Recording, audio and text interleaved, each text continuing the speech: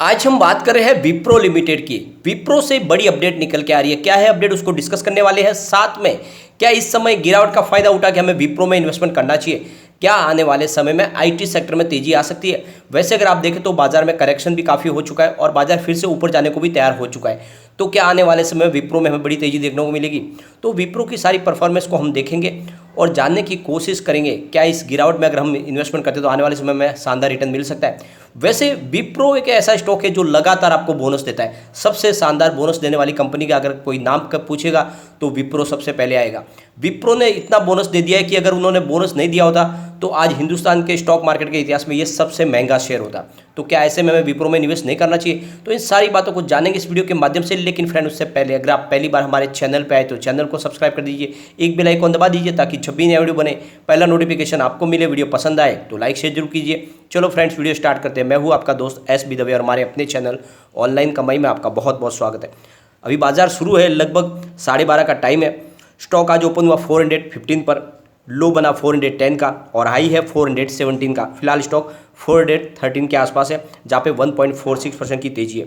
यहाँ पे अगर हम इसकी परफॉर्मेंस देखें तो ये लगभग 443 तक जाके आ चुका है 17 अगस्त को। उसके बाद में आप देखो तो काफ़ी ज़्यादा गिरावट हुई है और इसके पीछे वजह कि बाजार में बहुत ज़्यादा करेक्शन हो चुका है। आप देख सकते हो सेंसेक्स में कम से कम ऊपर के लेवल से 1700-1800 पॉइंट का आपको गिरावट दिखाई देगी। तो ऐसे में कोई भी स्टॉक नीचे आएगा ही। यहाँ पे अगर हम निफ्टी की बात करें तो फिलहाल 28,796 के स्तर पर है जहाँ पे 682 पॉइंट की बड़ी गिरावट है, यानी 2.32% गिरा है निफ्टी आईटी। तो जब 2.5% के आसपास गिरावट आईटी में, तो उसके हिसाब से अगर आप देखें तो निफ्टी के मुकाबले यहाँ पे विप्रो में आपको कम गिरावट दिखाई देगी क्योंकि विप्रो फिलहाल अभी 1.5% ही गिरा है। तो इस हिसाब से काफ़ी अच्छी इस लेवल पर खरीदारी हो रही है, लोग यहाँ पे खरीदारी करना पसंद कर रहे हैं। और यहाँ पे जो अपडेट जो निकल के आ रही है, पिछले 2 दिन पहले जो अपडेट थी कि विप्रो के जो चेयरमैन है ऋषभ प्रेम जी, उन्होंने बयान दिया था कि जो मून लाइटिंग जो पॉलिसी है ये एक तरह से चीटिंग है कंपनी के प्रति। जो भी उनके एम्प्लॉयज़ है जो मून लाइटिंग का इस्तेमाल करते हैं, जिस तरह से यानी वर्क फ्रॉम होम के तहत अपनी कंपनी के अलावा दूसरी कंपनी के ऊपर भी ध्यान देते हो, वहाँ पर भी वो अगर काम कर रहे हैं तो ये एक तरह से चीटिंग है, कंपनी के साथ में एक धोखाधड़ी है। तो ये बयान निकल गया। उसके बाद में बहुत सारे दूसरे लोगों के बयान भी निकल गए। एम्प्लॉयज़ की तरफ से भी कहा जा रहा है कि ये बयान जो दिया गया ये सही नहीं है। अब इसको लेकर जो आईटी सेक्टर में काम करने वाले जो एम्प्लॉयज़ हैं उनके जो विचार है वो बिल्कुल विप्रो के चेयरमैन से अलग है।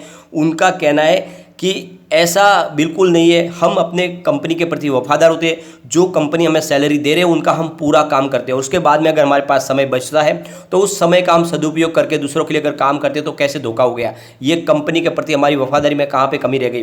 तो एक तरह से अगर आप देखें तो जो ये बयान दिया गया है उस बयान का सबने यहाँ पे खंडन किया है। उनका कहना है कि हम अपना एक्स्ट्रा जो टाइम है वो दे रहे हैं दूसरी कंपनियों के लिए और इस तरह से हम अगर एक्स्ट्रा मनी कमाएंगे तो उससे क्या कंपनी को क्या नुकसान होने वाला है, जबकि हम तो कंपनी के प्रति वफादार है। कंपनी जो हमें सैलरी दे रही है उसका पूरा का पूरा हम उनका काम करके दे रहे हैं। यहाँ पे दूसरी तरफ अगर आप देखें तो जिस तरह से आईटी सेक्टर में इस समय एक तरह से बहुत बड़ी कंपटीशन चल रही है और ऐसे में लोग चाहते हैं कि ज़्यादा से ज़्यादा उनको भी पैसे मिले, क्योंकि आप समझ सकते हो कि यहाँ पे बहुत सारी एक तरह से आज खर्च इतने बढ़ चुके हैं लोगों के कि वो एक जगह पे जॉब से उनको पूरे नहीं हो पाते और इसीलिए लोग ये वर्क फ्रॉम होम के तहत और जब उनका समय बचता तो दूसरी कंपनियों के लिए भी वो साइड में काम कर लेते हैं। और इसकी शुरुआत स्विगी से हुई थी, जब स्विगी ने अपने एम्प्लॉयज़ को ये छूट दी थी कि जो समय उनके पास है, यानी एक्स्ट्रा कंपनी से काम के अलावा अगर उनके पास कोई समय है या फिर वीकेंड पे वो चाहे तो दूसरी कंपनी में भी काम कर सकते हैं, लेकिन उनका जो काम है वो प्रभावित नहीं होना चाहिए। तो इसके बाद में ये शुरुआत हुई, लेकिन विप्रो की तरफ से जो बयान दिया गया उसका यहाँ पे खंडन किया गया। तो कुल मिला के विप्रो चाहते हैं उसका मैनेजमेंट कि हमारे जो एम्प्लॉय या पूरी तरह से कंपनी के प्रति वफादार है, तो उनका मानना है। लेकिन हर कंपनी की यह पॉलिसी है, लेकिन फिर भी जो एम्प्लॉयज़ है वो अपना खुद का भी तो देखेंगे। अब विप्रो की तरफ अगर हम चले तो विप्रो बहुत मजबूत कंपनी है और बहुत ही पुरानी कंपनी है। आपको पता ही होगा इसकी जो शुरुआत हुई थी वेजिटेबल से हुई थी, एडिबल ऑयल वेजिटेबल बेचने से कंपनी की शुरुआत हुई थी, लेकिन 1980 के दशक में कंपनी आईटी सेक्टर में आई और एक बहुत बड़ा नाम हो गई। आप देख सकते हो कि बड़ी बड़ी गवर्नमेंट विदेशों की इनके साथ में बिजनेस टाइप कर रहे हैं। पिछले दिनों हमने देखा भी था कि यूके की गवर्नमेंट ने भी यहाँ पर इनको एक बहुत बड़ा एक असाइनमेंट दिया है, वहाँ की सारी इकोनॉमी को कंट्रोल करने के लिए जो कारोबार होगा आईटी सर्विस वो विप्रो प्रोवाइड करेगी। तो आप समझ सकते हो विप्रो का कारोबार कितना अच्छा बन रहा है। नोकिया के साथ में भी इनका 5 साल के लिए एक कॉन्ट्रैक्ट हो गया साइन, जिसके तहत नोकिया को सारी आईटी सर्विस ये प्रोवाइड करेंगे। तो विप्रो की अगर हम बात करें तो ये विप्रो लिमिटेड है आईटी का कारोबार। इसके अलावा विप्रो का कंज्यूमर केयर और लाइटिंग डिवीजन है। इसके अलावा विप्रो का इंफ्रास्ट्रक्चर इंजीनियरिंग का कामकाज है और विप्रो का जी मेडिकल हेल्थ केयर सिस्टम भी है। और ये जो आप देख सकते हैं सारे बिजनेस इनके बहुत तेजी से ग्रो करें। अगर विप्रो कंज्यूमर केयर की बात करें तो इनका जो संतूर ब्रांड है वो इंडिया में नंबर 2 का शॉप है और 5 राज्यों में तो नंबर 1 बन चुका है। काफ़ी अच्छा उनका कारोबार है और लगातार बिजनेस बढ़ रहा है और आने वाले समय कंपनी एफएमसीजी सेक्टर में और तेजी से आगे बढ़ने वाली है। इसके अलावा अगर विप्रो जी मेडिकल की बात करें तो कंपनी इंडिया में अब वो हैवी मशीनरीज बनाने वाली है, जो जीवन रक्षक मशीनरी, जिसमें आप कह सकते हैं कि सिटी स्कैन मशीन हो, एमआरआई मशीन हो, ऐसी बहुत सारी मशीन, सोनोग्राफी मशीन, वो सारी मेक इन इंडिया के तहत इंडिया में बनेगी। और इसका बेनिफिट भी मिल रहा है क्योंकि सरकार ने पहले स्कीम दी हुई है विप्रो को और आने वाले समय में यहाँ पे कम कॉस्ट में वो सारी मशीनरीज बनेगी। तो एक तरह से आप देख सकते हो विप्रो लगातार बहुत सारा कारोबार जो बढ़ा रही है अपना, उस हिसाब से लग रहा है कि आने वाले समय विप्रो में आपको तेजी आती हुई दिखाई देगी।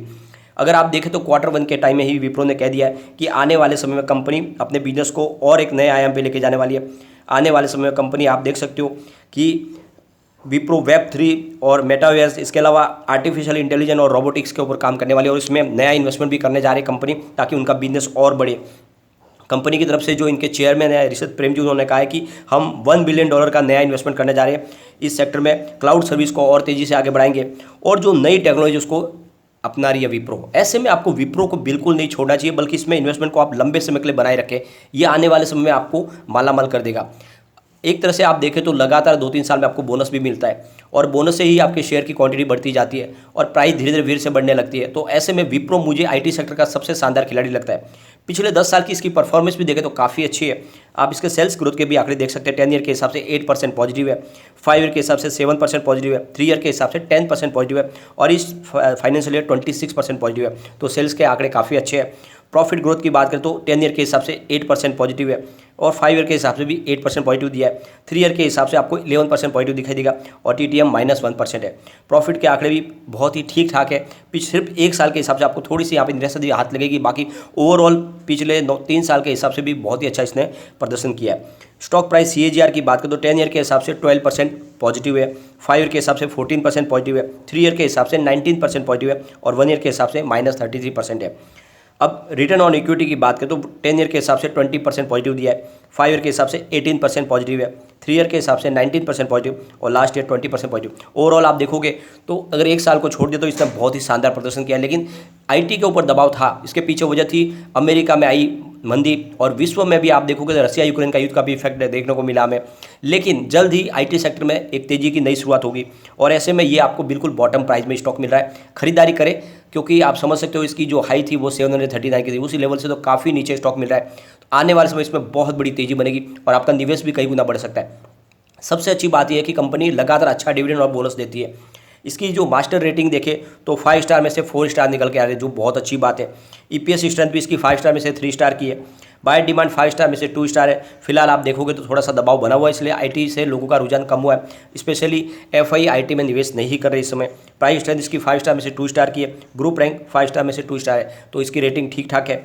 इसके अलावा अगर देखें तो कम्युनिटी सेंटिमेंट स्टॉक के साथ बना हुआ है। 78% बाय की कॉल है, 22% होल्ड की कॉल है। तो आप देख सकते हो 100 में से 100% लोग फिलहाल इसको लेना पसंद करें और गिरावट का फायदा आप उठा सकते हैं, यहाँ पे खरीदारी कर सकते हैं।